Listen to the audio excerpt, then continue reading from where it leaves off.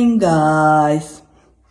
ഇന്നത്തെ വീഡിയോ അല്ലേ രേണുസുതി തന്നെയാണ് കണ്ടന്റ്. എല്ലാവരും പറയും രേണുസുതിനെ കുറിച്ച്. രേണുസുതിക്ക് ഇപ്പോൾ ബാച്ചിലേഴ്സ് റെസ്റ്റോറൻറ്റിലെ ഉദ്ഘാടനവും അതിൻ്റെ ബ്രാൻഡ് അംബാസഡറൊക്കെ ആയെന്നാണ് പറയുന്നത് കേട്ടത്.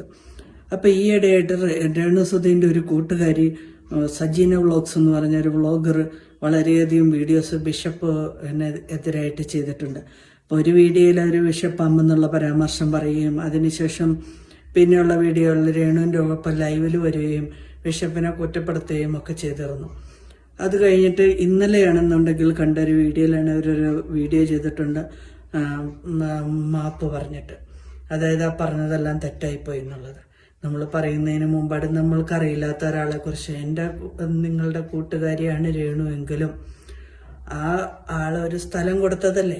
സ്ഥലം കൊടുത്തതിൻ്റെ പേരിൽ എന്നും പരീക്ഷിക്കപ്പെടണോ? ഈ ലോകത്തിൽ ഏറ്റവും കൂടുതൽ ശിക്ഷിക്കപ്പെടുന്ന ആരാണെന്നറിയാവോ?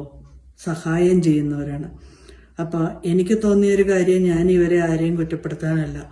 സഹായം ചെയ്ത ആ ബിഷപ്പിന് സമാധാനമായിട്ട് ജീവിക്കാൻ പറ്റുന്നില്ല. അപ്പോൾ പലപ്പോഴും പറയുന്നുണ്ട് ആ ബിഷപ്പ് വന്നിട്ട് അതിനിടയിൽ നോബൽ ഫിലിപ്പ് ബിഷപ്പ് വന്നിട്ട് അവരുടെ വീഡിയോക്കടിയിൽ കമൻറ്റ് ചെയ്യുന്നു. നമ്മളെല്ലാവരും സോഷ്യൽ മീഡിയ ഉപയോഗിക്കുന്നു. സോഷ്യൽ മീഡിയയിൽ പോസ്റ്റ് ചെയ്യുന്നത് എന്തിനാണ്? മറ്റുള്ളവർ കാണാനാണ്. അപ്പം മറ്റുള്ളവർ കാണുമ്പോൾ കാണുന്നവർക്ക് ചിലപ്പോൾ തോന്നും ഒരു കമൻ്റ് ഇടണമെന്ന്. അപ്പം കമൻ്റ് ഇട്ടത് കൊണ്ട് തെറ്റാകണേ?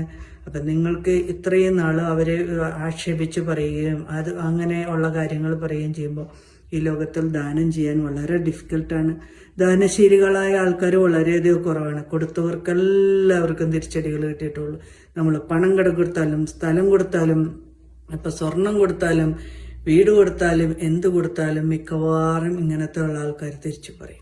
ഇപ്പം രേണുസുതിക്ക് ഇപ്പം നല്ല നിലയിലൊക്കെ ആയി. അത്യാവശ്യം രേണു പറയുന്നു ഒറ്റയ്ക്ക് പടപരുതിയ ആളാണ്. പടപരുതിക്കോട്ടെ, അങ്ങനെ എല്ലാവരും പടപരുതിക്കാരട്ടെ.